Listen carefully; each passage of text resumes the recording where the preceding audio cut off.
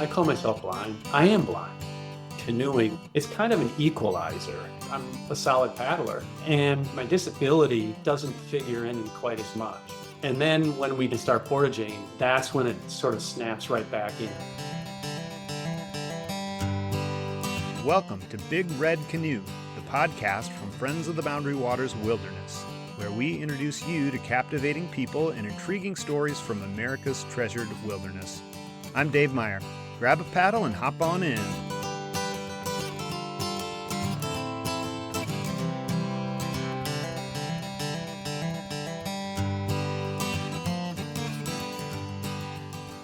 I'm really excited for you to meet today's guest, Kelly Carver. Kelly is a Friends of the Boundary Waters supporter who reached out to volunteer at our tent at the state fair. But there's one thing you should know about me, Kelly said. I'm legally blind. As I worked with Kelly to get him set up for a volunteer shift, I was struck by all the things at our state fair booth that would require sight. Navigating the state fairgrounds, pointing out the maps on the wall, using the square reader, and that's just the state fair. How would a guy like Kelly approach a Boundary Waters trip? After being diagnosed with a degenerative eye disease following his first Boundary Waters trip in 1982, Kelly has continued returning to the BWCA for over 4 decades, adapting his approach and discovering new ways to experience the lakes, portages, campsites, and forests that first captivated him. Today, we find out how someone navigates one of America's most challenging wilderness areas without sight, and what the rest of us might be missing when we rely so heavily on our eyes. Kelly, welcome to the podcast. Hi, Dave. Thanks for having me. So how did that state fair shift go when you were there? I loved it. You know, it was a lot of fun swapping stories with people who've been to the Boundary Waters. It was a lot of fun to introduce people to the Boundary Waters for the first time, even if it was just on a 18-foot vinyl map, which is amazing. That is something I wish I could have seen, and I hope to do it again next year. Fantastic. I think it's great to make that connection too, especially with somebody with your background and experience. You've been going to the Boundary Waters for over 40 years. Can you take me back to that first trip that you took in 1982? I came up to school here at the University of Minnesota in September of 81, and my second quarter chemistry, I met somebody and we hung out, and he was from here. I was not. I was from Lake Sheen, Wisconsin area. And he said to me, "Hey, what are you doing for spring break?" And I said, "Nothing." And he said, "How would you like to go to the Boundary Waters?" He showed me a Fisher map, and that hooked me when I saw that map. Lakes and islands, and I mean, and how they're all interconnected. It just absolutely floored me that there was such a place like that.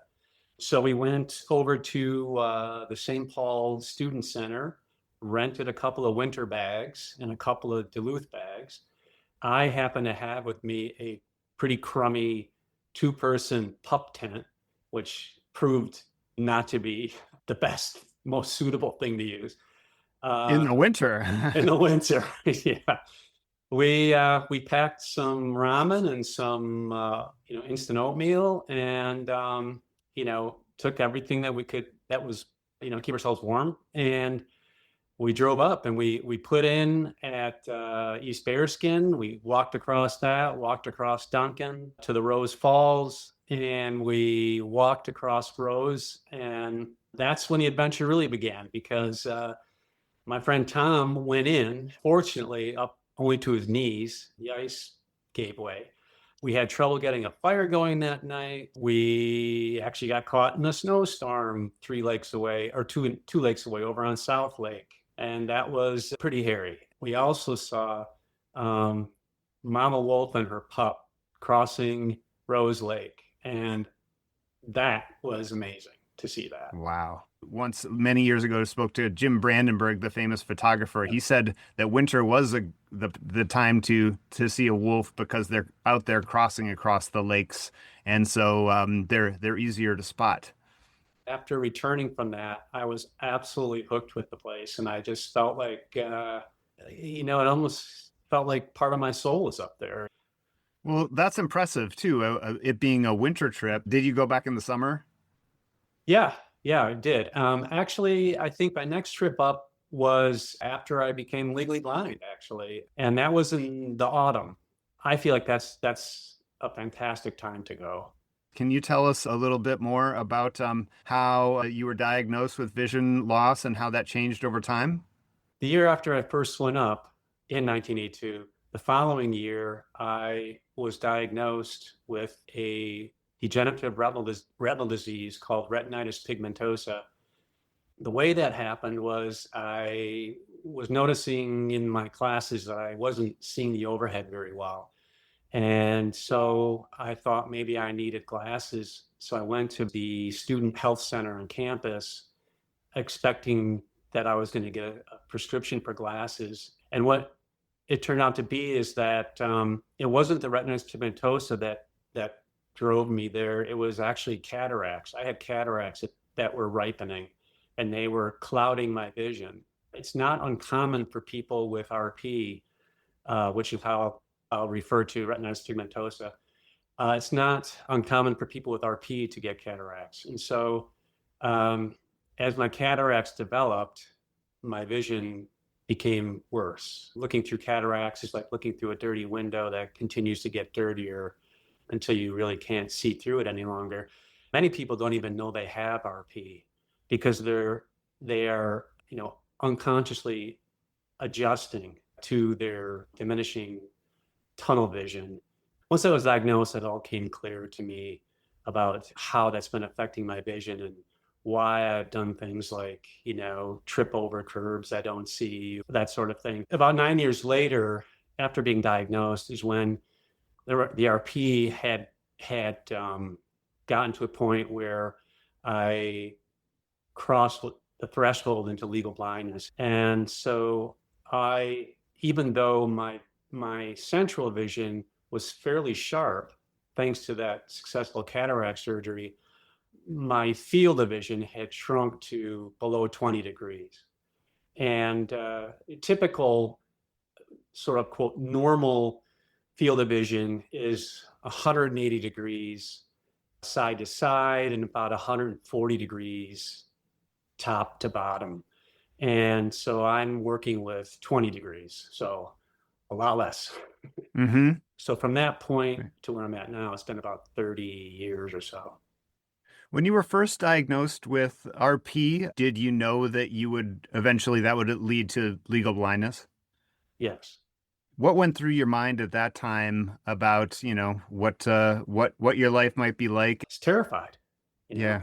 I think at one point there was, a kind of I guess you might call it a poll taken of what condition or what disease you fear the most. Blindness is really up there. That is a terrifying prospect. We live in a very visual world, and Yes. it takes support. I have so many amazing people in my life that are so helpful and giving and are often there to either assist or encourage me. My wife has gotten really good at telling me what's up ahead. That's how we move on trails. We've done a lot of trails together. She'll be maybe 6, 8 feet in front of me, telling me what's coming. And we can move at a pretty good clip. And we've been really successful at being able to continue hiking, which is important to both of us, and still being able to make that work out. And in using the cardinal points, I'm going to use that a lot. I can use the sun. If I know what direction the wind's coming out of, I'll use that. And so, there are these other references that I can use to kind of help orientate me, as I'm moving along. And it really helps to have excellent support in people with a high level of awareness about what it would be like to be walking on a trail without having the vision that's necessary to do that. Well, that makes tons of sense. I mean, we need our communities, we need our paddle partners. And when I was going back to the Boundary Waters this year myself, I went with my dad and my two kids. My dad had a new hip, and last year he really struggled in getting in and out of the canoe. I was thinking, well, this might be his last trip. But then this year, we tried it again, and this time I had it in my head, well, Dad's not going to be able to do it quite the way he used to. we need to adapt. And so each time we would kind of get in and out of the canoe, we'd make a move. I would be able to give him a hand, make sure the canoe was stable, and just all those little things that made it possible for him. We had a trip that was much better than the prior trip, just because of that mindset of looking out for one another and then making sure that this trip was a possibility. I think it's challenging sometimes for people to put themselves in my shoes when we're in a situation like that, let's say in the Boundary Waters, and really understand, okay, Kelly's going to have trouble doing this. Or now I think Kelly can handle that. And I've had the good fortune of being able to be up there with people that have that innate ability. And I am just going to call one person out in particular, Ken. His name's Ken Backus, who has been just amazing. We've had a lot of nights up there. We've done other things together. Paddled down the Mississippi for a week. We were at Ragbri this year, like yourself. Yeah, I was at Ragbri too. Yeah. Yeah. On a tandem. I take it you were on the back seat of the tandem. Yeah, right. But in the canoe, you'd be in the front. Oh, well, okay. That's another interesting thing. Again, that goes back to adapting. So I had actually never been in the front when we've been up there until the last time we were up there, because both of us were getting a little tired of him saying 11 o'clock, 10 o'clock, Kelly, because I'm weaving us all over the lake. We had just we had been doing that for all of our trips. I've been in the back. And with my vision getting to the point where it is now, where I'm really not seeing anything at all, that's when it seemed like the point where, okay, let's try this differently. Why don't I sit in front and you sit in back? And lo and behold, we were able to keep a straight line and do what we need to do to cross lakes. Did you hit any rocks though? Because usually it's the front so person's job to look for rocks. Yeah. And that's exactly why he would sit in front, because he could see, like I could not see, even in my earliest days of going up with him, I could not see into the water and see rocks. It's very, very difficult for me. And he could pick out the rocks. So yeah, it made sense for us to keep him in front. I'm in back. We each have a map on our laps. That's how we did it all these years and going up there. 10 years ago this summer, we went fully across the Boundary Waters. We started in Crane Lake. We took the border route and we ended up at Lake Superior. So including doing the Grand Portage, the 9-mile Grand Portage from the Pigeon River to Superior on the last day. We did it in 13 days with one rest day at Rose Lake.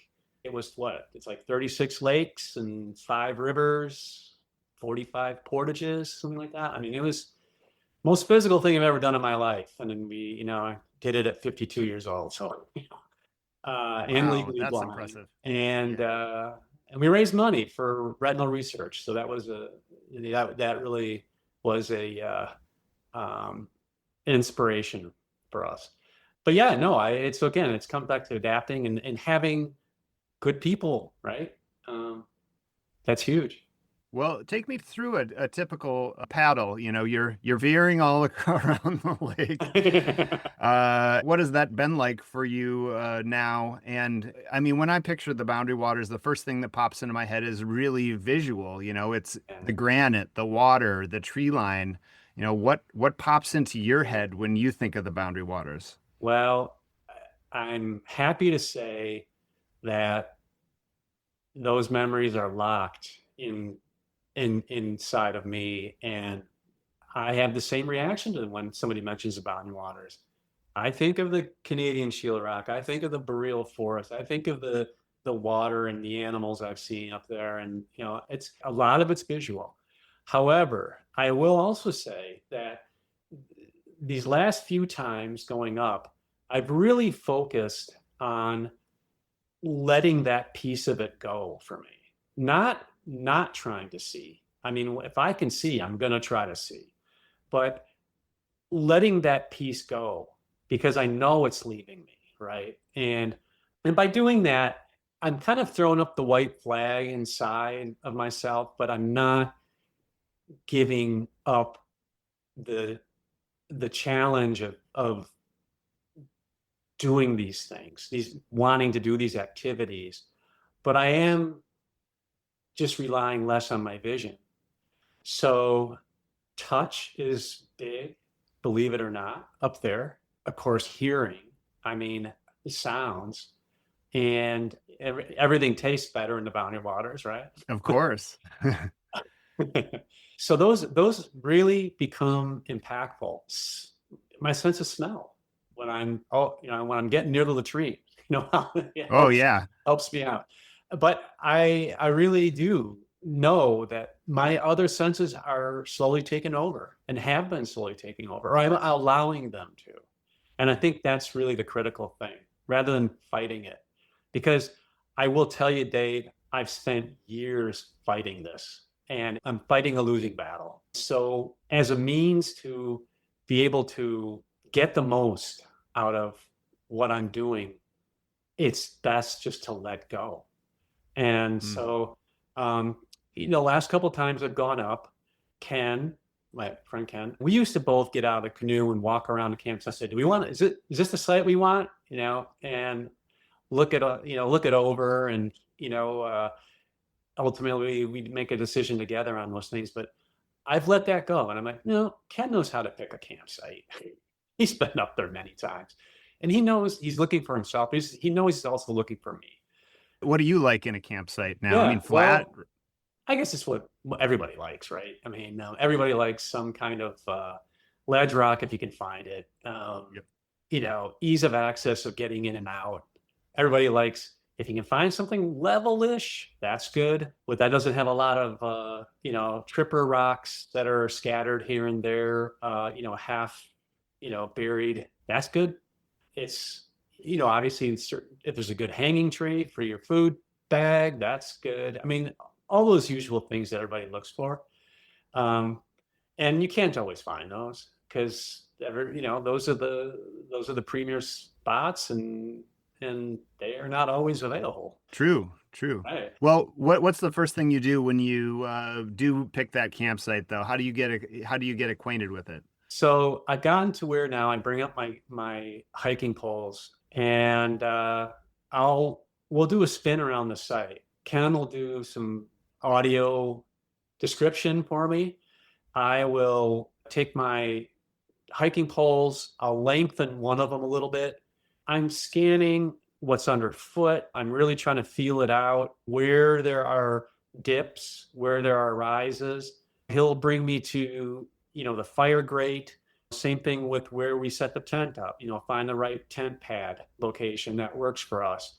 And once we get that organized, I'll help set up a tent. I mean, I do a lot. I will pull the bags out of the canoe and bring them up, and help with that and pull the canoe up, and we'll set up the kitchen. And that's where I'll tend to hunker down, because I'm still a cook, and I'll have everything organized and prepared. Ken doesn't touch that area. He knows. Well, so you've got kind of in your mind, what each person's duties are. You've been traveling with Ken for long enough that you each already kind of know intuitively what each person's going to be doing. I have everything organized, very well organized, because as maybe you even know, or I guess maybe anybody knows, when you start working or being in a campsite and things get scattered, as you know, about a campsite, and I can't have that, because if that happens, I'm lost, right? My Leatherman is either in my pocket or it's in the tent inside my equipment bag. It's going to be nowhere else, because that I have to be that specific about that. And that's just one item. I mean, think of all the items you bring with you up there.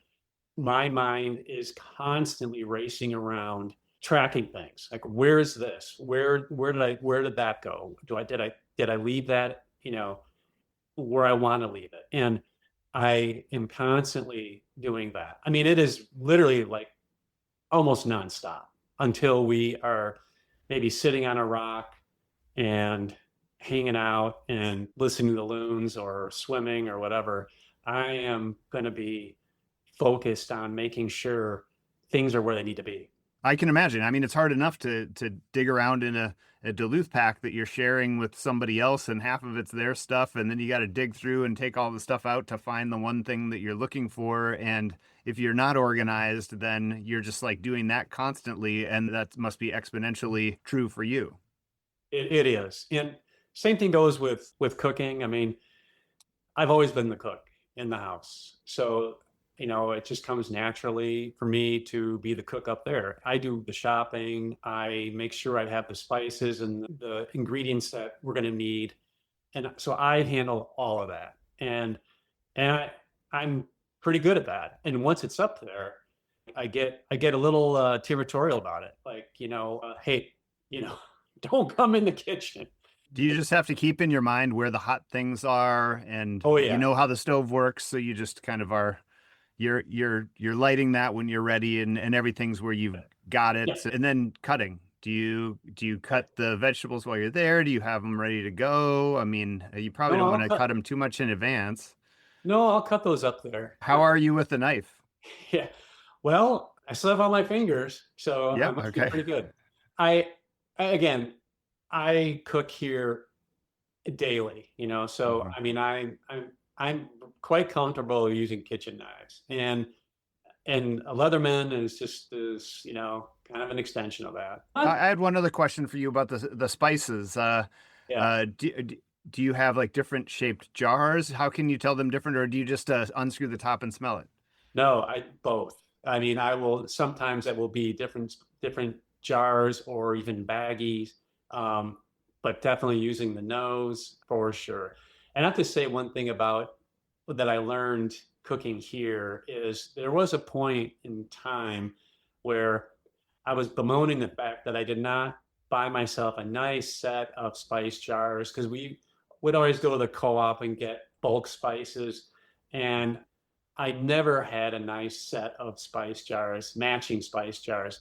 And I'm so glad I don't because right now, all of my spice jars, what I have my spices in, are all different.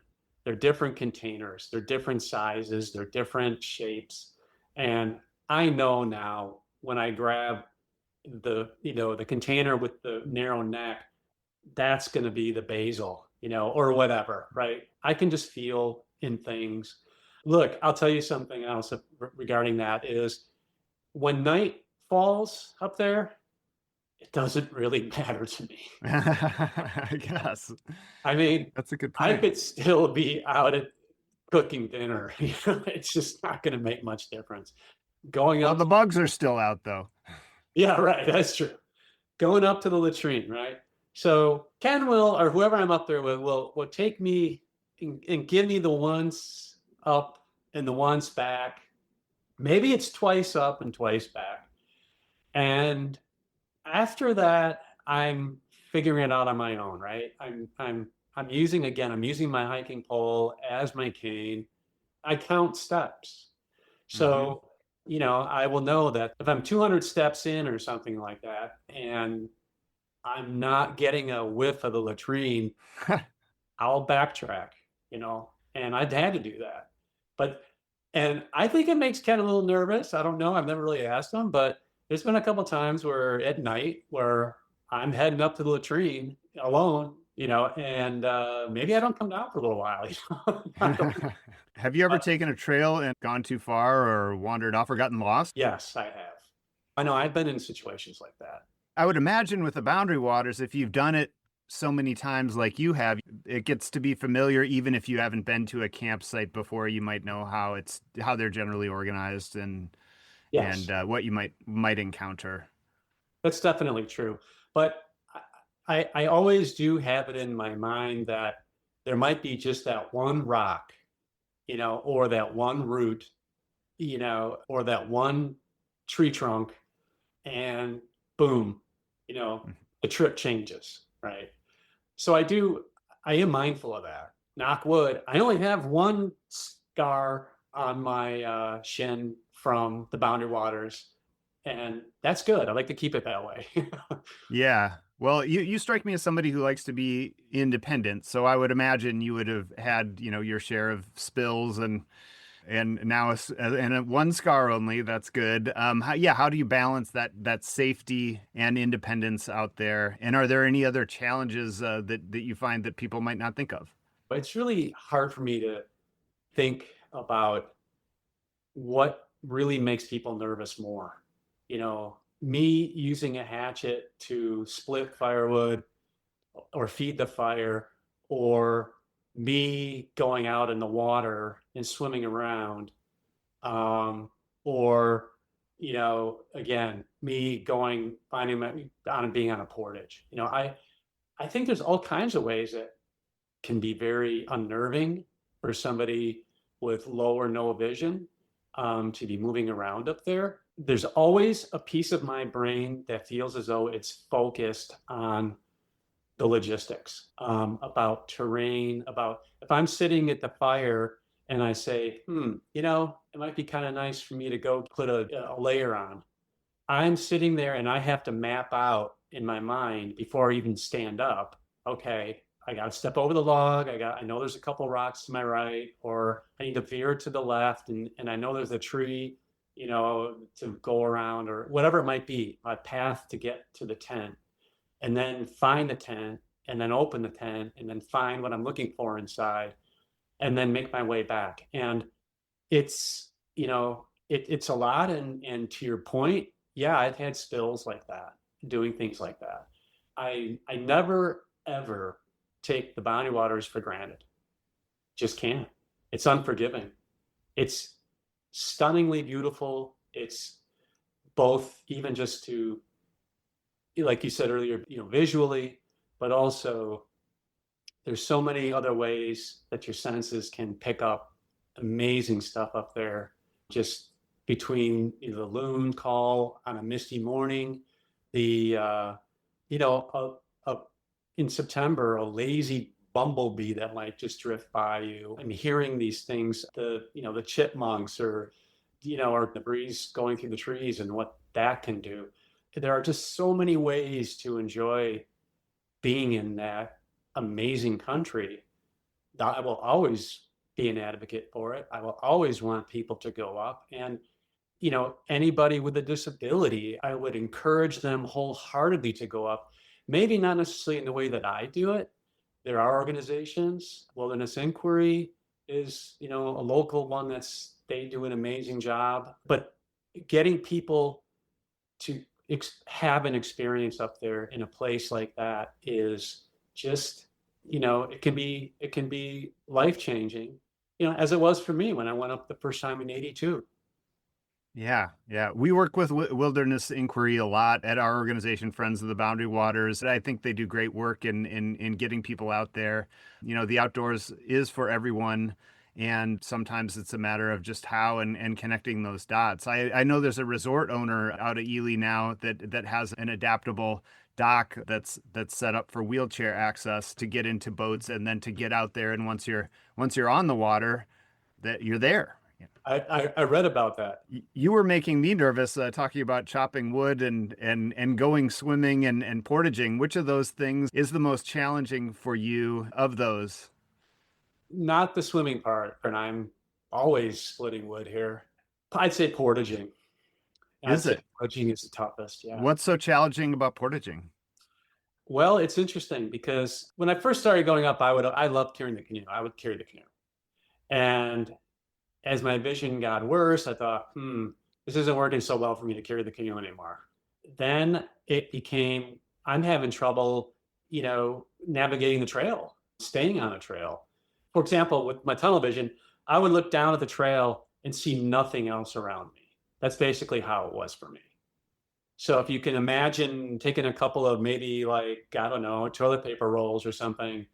Actually, no, it'd be more like a pair of donuts in front of your eyes, and walking along, you'd have to continually be looking ahead and down, ahead and down. You're doing a lot of high swings just to know what's in front of you and what's 3 steps in front of you.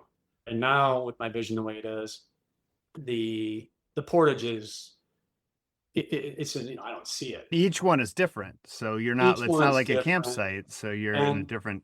That's right. And when I'm on a portage, I'm carrying a bag. So, yeah, there's that to consider as well. So I always have my shoulder straps nice and tight. I definitely have the waistband, or waist strap tight. So I'm moving as, quote, one unit. I don't want any slack or slop, because I can easily get off balance if I'm not, because I'm not, as my feet are searching for a foothold, having that weight on your back and pull you and down you go. Well, the stakes are higher too. Yeah, you got a bag on, and if you do trip and fall, you could go sprawling Right. with a bag. Yeah, you're hitting harder, right? Because you have that Hit- weight on you. Water so clear you can see 20 feet down to ancient granite. Boons calling across pristine lakes. 1,000,000 acres of untouched wilderness. The Boundary Waters hold something irreplaceable, but it's under attack. Government officials want to open 225,000 acres of this public, protected land to toxic mining. For generations, this wilderness has been our refuge. Now we must be its guardian. Your membership with Friends of the Boundary Waters supports the advocacy that keeps these waters flowing clean. Visit friends-bwca.org/membership and help protect this majestic place today. So yeah, to illustrate vision loss in the wilderness. So as I mentioned, I had a shrinking tunnel vision that I was adapting to. And so on one of our Boundary Waters trips, and I say ours, my friend Ken and his neighbor friend Ted, we were camping on Seagull. It was early morning. It was our final day there. And I got up out of the tent and I looked up at the sky and I saw it was a big, black, cloudy mess. And I thought, oh boy, that doesn't look good. So I stood there and did my best to determine which direction those clouds were going. Were they coming toward us? Had they already gone by? Were they just skirting across? As I'm doing that, I hear the tent flap unzip and I turn around and I can see Ken's head poking out of the tent. And he says, holy crap. I'm looking at him and I look back toward the clouds and no, I think it's okay, Ken. And I said, I think those clouds have gone past us. I think we're in the clear. And he says, no, there's a fox standing next to you. And I look down and literally like my pet dog is a full-grown fox within 3 feet of me. Wow. And it wasn't until I actually looked at the fox and we made eye contact that it got a little skittish and moved off and became uncertain and then actually just ran off into the woods. But I don't know how long that fox was standing next to me because I have no peripheral vision, basically. So I don't know when it came up to me. I don't know how long it was there. All I know is there was a fox standing next to me in the Boundary Waters. It sounds like almost like a spiritual thing, like a guide would have come to you, and like the fox that shows up and starts talking to you almost. I love that you said that because that was part of my takeaway from that. I mean, I couldn't help but have that thought cross my mind later on. Like, why was this fox standing next to me? And I don't know. I believe in that kind of stuff. I've seen once, when I was up before everybody and kind of looking for a sign, my mind was heavy about certain things that were happening in my life. I was looking for a sign and then I just saw this beaver swim by so closely and I was able to follow it and actually, when it came onto land, just get really, really close to it and just like hang out with it for a half an hour, basically. And so, and I took that as a sign. I don't know, when you're kind of looking for something, maybe you find that. But I would think with the tunnel vision, it would almost be a similar experience, just like there it is. And it's been there the whole time and it wanted to be there. And the way that you saw it, I think it's interesting that the way it reacted. Yeah, it was interesting to me as well. And it's kind of locked in my mind how the look it did have when our eyes made contact. Then it became uncertain. It wasn't until then. So when I didn't see it, it was apparently pretty comfortable. let's talk a little about that border route trip. I mean, when you're in a canoe with someone else, what's that dynamic like, and how do you stay engaged for long paddles? And then how did you manage to do all that paddling, all that portaging for so many days? At that time, I had about like somewhere between about 6% of my vision, let's say. So I had very limited vision, but again, I did have central vision. So of course I relied heavily on that. And when we're in a canoe, again, I'd be in back, I'd have my map in front of me, and Ken would have his map in front of him, and we're both paddling and discussing which direction we're going, need to go, and the land up ahead or the water, what we're seeing. Is that an island on the right, or is that a point? That kind of thing. I could see more or less that because in the distance, tunnel vision is less impactful. When things are closer in, that's when tunnel vision really takes an effect. And you feel it. It closes your whole visual world up. But if you're looking out across a lake, it's expansive. And so you have more of a sense of being able to get a sense of where you are. So when we're out on a lake, that was always very helpful to me. And this is one of Ken's insights, I guess, is that he said to me one time, he said, I understand why you like canoeing because it's kind of an equalizer. If we said, hey, let's go up the secure hiking trail and hike the trail, I'm going to be at a huge disadvantage. But by being in the canoe, I can paddle just as fast. In fact, I'm a solid paddler.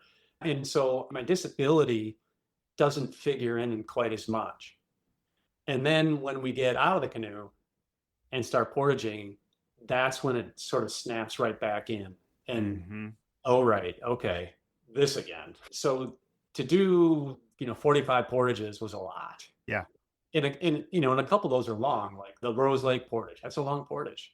And so there were definitely portages that are not well maintained. And so that it was hard. It was definitely difficult. And sometimes we, like anybody would do when they're being, taxed, we'd snipe at each other. And that seems perfectly normal to me. Yeah. Yeah.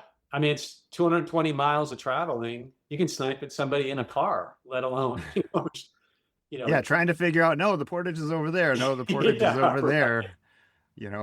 What are you talking about? You have tunnel vision. But were you in the back for that trip too? I was in the back. Yeah. And I'll tell you, there was one day in particular we will always remember. Two, I will say. One is when we were going to Prairie Portage, and the winds were steady at 25 to 30. And we got to Prairie Portage, and we got across. On Canadian side, there's a guardhouse or whatever you want to call it there. Yeah. Right? For the border crossing? Yeah.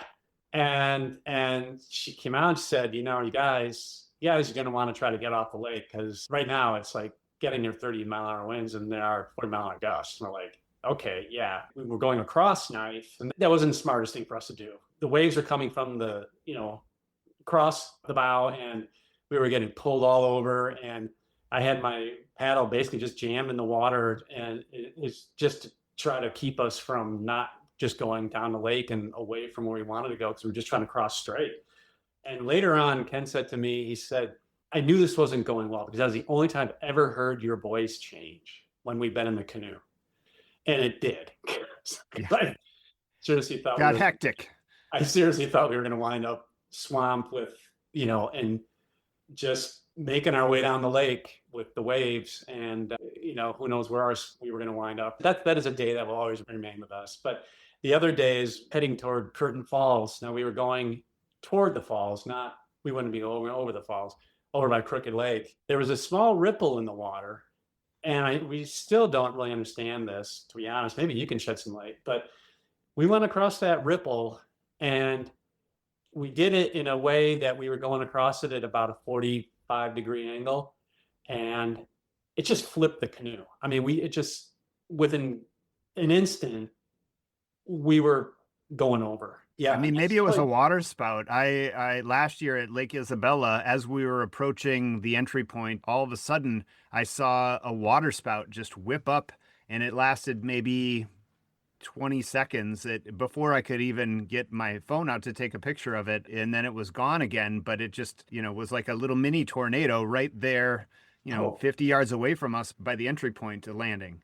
No, I mean, it seemed like it was something, initially when we were talking about it, we thought it may have been something submerged, but it definitely was not. It was just like almost like some sort of small rip current or something. I'm sure there's somebody out there who would be able to tell us what that was, somebody more experienced. But anyhow, yeah, we wound up swamping the canoe that day. So what'd you do? We hung on to the canoe. We brought it over to the shore. We had to get out in the lake and grab our bags that were, our stuff that was floating around, making sure we had everything. And we thought we had everything. And then there was Ken's map holder floating way off in the distance. So we had to go paddle out and get that. But we did get everything.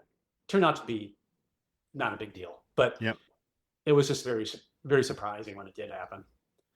So on that big long trip that you went on, you said that you went on the Grand Portage at the end? We did. And that was something that we were both really thinking a lot about and very concerned about, because we kept saying, look, if we're going to do this, we want to do the Grand Portage. So we were coming down the Granite River before getting the Magnetic and Gunflint.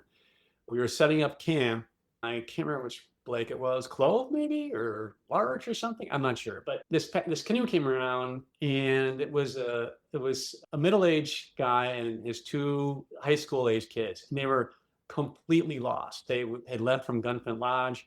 They were going down the Granite. They couldn't figure out where they were.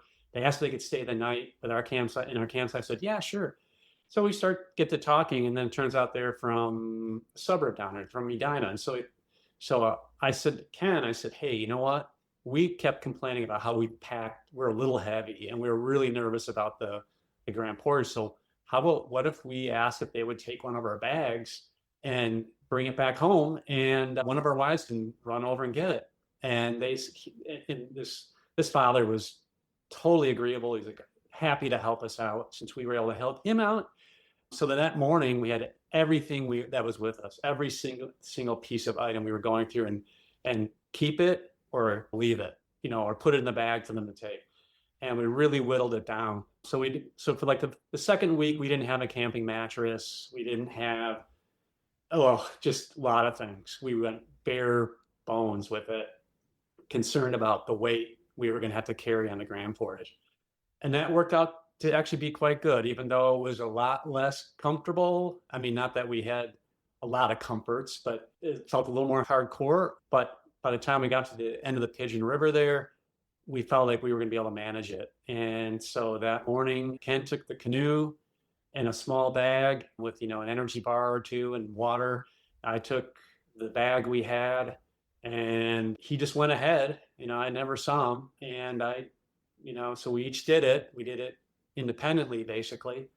There was one point where I started going the wrong way, and then I thought, this does not feel right, because there was a gravel road where the trail came to a gravel road, and then there's a jog in the trail, and I didn't take the right jog, and I just felt this doesn't feel right. And so then I backtracked, and I just said, I hope this is it, and it turned out to be the right call. So yeah, even just something like that, there was some questioning that I had to, get through. And when I got to Grand Portage, literally walked straight out onto the pier out there, took the bag off, and stepped right off into the Superior as a way to finish it up. And then when I came up, I saw Ken over, and he'd done the same thing. He was all soaking wet. So, and then another person that we saw along the way who was doing the same thing.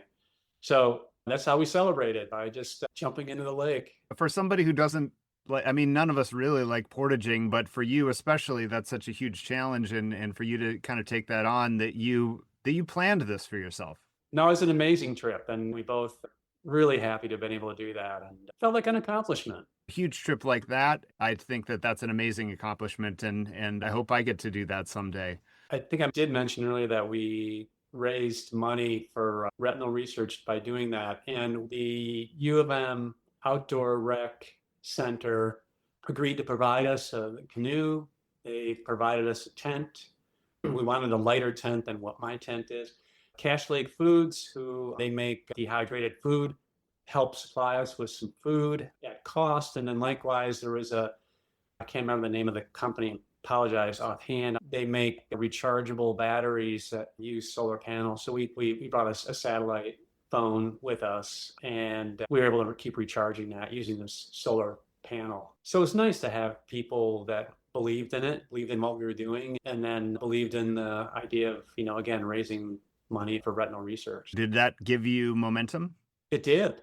It absolutely did. My wife and I worked out using a spot tracker is kind of expensive, and it's character by character, and are the charges. So we worked out a system for forecasts. So every few days, with just a few characters, I could get a sense of what to expect. So that was helpful. I sent a couple of haikus back. But it definitely was something that motivated us, and it was for the Foundation Fighting Blindness, an organization I've been involved with for 30 years. So that was terrific. Yeah. I'm very inspired by your trips to the Boundary Waters, especially in light of your vision loss. And so, earlier in our conversation, we talked about when you were first diagnosed, how scary that was, facing a giant change in your life. Now looking back, how do you feel about your vision loss, and do you feel any grief about what you're missing out on in the Boundary Waters visually, that part of that experience was taken away from you, or how are you feeling about that? Yeah, I do. I'd be kidding myself if I said no, I'm not. The grief comes when we're in the canoe, and I know that shoreline. I would love to look at the shoreline up there, or islands up ahead and mist rising off the water, or the sun setting on the water, and highlighting the red pines or white pines or jack pines or whatever it is, cedars. I very much miss that. Those are magical things. It is absolutely magical. And, you mentioned Jim Brandenburg earlier. I mean, right? I mean, what a place to be a photographer like that. Yeah. Yeah. And so, yeah, no, I would, like I said, wouldn't be truthful if I said I don't miss that. And on the same token, or for that matter, here, I mean, my wife's face, my kids' faces, I can't see them anymore. So there's a lot to miss. There's no sugarcoating that. It's a hard loss. It's a very, very hard loss, especially when you've had a chance to have vision and be part of the visual world. It's a very hard loss. And yet there are silver linings. I've been able to see a slice of humanity that I probably wouldn't have otherwise, with the kindness of strangers and people being so attentive, and the concern people have when I am out doing things. And and there's always a push-pull between independence and reliance, but that's there's a line there for everybody has their own personal line with that. I used to call myself legally blind. Before I called myself legally blind, I called myself other things. I'd say I had tunnel vision. I'd say I have night vision. I'm night blind. I might say I don't see very well. Or then when I crossed that threshold into legal blindness, I had a way of identifying myself, and I would say I'm legally blind, and that still doesn't mean a lot to people. And so I might have to still have a little more description about what that really means. But now that I'm where I'm at now, I would never ever use the word blind. It was too fraught. It was too loaded. There was just too much in that word. But now that I'm where I'm at, I call myself blind. I am blind. And I've been able to internalize that. And so that is sort of the verbal context for, I mean, what I just described there, that process is sort of the verbal context, or I should say verbal analogy to not seeing things, or having lost the vision, the visual input. And now I just know I don't have that visual input, but there are other ways for me to get the most I can out of whatever it is I'm doing, and it feels okay. It really does feel okay. I grieve a lot less about it. I think, and I hope that I continue to be able to do that, because I think it's, as I said at the beginning of our discussion here, Dave, that it's much harder to just fight myself about those things than it is to say, this is who I am, and I can still be all of these things. I can still be a husband, I can still be a father and a friend and a son, and the cook, and I can still be exploring the boundary waters, and I can still do all these things. And now it's just part of who I am. Yeah. Well, and for somebody who might be dealing with vision loss or other physical challenges, wondering if they can still have wilderness adventures, what would you tell them? I would tell them, I know I suspect you're going to feel a lot of fear about the idea of doing that. And you're going to be way out of your comfort zone, potentially, depending on your past experiences. But I would also say that's kind of where the gold lies. That's where you're going to find the real satisfaction, is by reaching out and going beyond that comfort zone. And as much effort and as much difficulty and as much fear as it feels like, and maybe you'll grow from it, and you'll be able to face the next thing with less fear. So I would highly recommend, that somebody give it a try, and know that if you're in a situation where there are people with you, you'll be supported, because people want you there. They want you to enjoy it, and they want you to be, part of that community. So do it. That's wonderful to hear. And like we talked about, there are organizations that people can connect with that can help them do that too, and maybe help bridge that gap, especially Wilderness Inquiry and perhaps others. What does the future hold for you and the Boundary Waters, both personally and the Boundary Waters itself? What do you think about the future? Well, I'll be back up for sure. Good. Yeah. I don't know that I'll do the border route. But no, I'll definitely be back up. Oh, I have no doubt about that. I mean, I have all my gear. I know, I got everything out there, and I'm all ready to go. The satisfaction outweighs the fear factor for me. And as annoying and as frustrating as it sometimes can feel, by having to have the assistance I didn't have to have before, the benefits by far outweigh the costs of that. Mm-hmm. Like I started, I think, by saying here today, I feel like part of my soul is up there. It's just such an amazing place, and we're lucky to be in this part of the world and have that resource and have it available.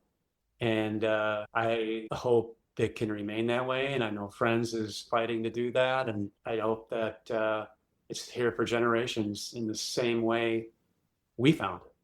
I agree. It's so important. And I want to thank you for your time today to talk about, how you experience it. And I've really enjoyed talking to you. And just, I'd say not taking this for granted, not taking the Boundary Waters for granted, and not taking my vision for granted, and being able to experience seeing it the way that I do, and that there are other ways to experience that. And that's still wonderful. So thank you for describing that for us, and hopefully others are feeling that same sense of gratitude and appreciation, both for the Boundary Waters and for you and for your story. And thank you, everyone, for listening. If you enjoyed the show, please share it with a friend and leave us a rating wherever you get your podcasts. We'll be covering a wide range of recreational topics this season, and we'll meet some great personalities from the BWCA along the way, so be sure to subscribe so you don't miss a thing. And to become a member and support the Friends, visit friends-bwca.org. Big Red Canoe is a presentation of Friends of the Boundary Waters Wilderness. Original music by Surge and the Swell. I'm Dave Meyer, and we'll see you next time on Big Red Canoe.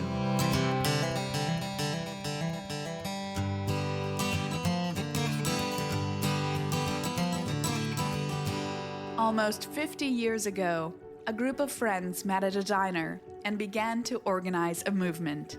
They formed a group dedicated to preserving the pristine waters and forests of northeastern Minnesota. Through grassroots organizing, they helped pass the Boundary Waters Canoe Area Wilderness Act, which protected the Boundary Waters for future generations. Today, that organization, Friends of the Boundary Waters, continues its work to protect, preserve, and restore this cherished wilderness.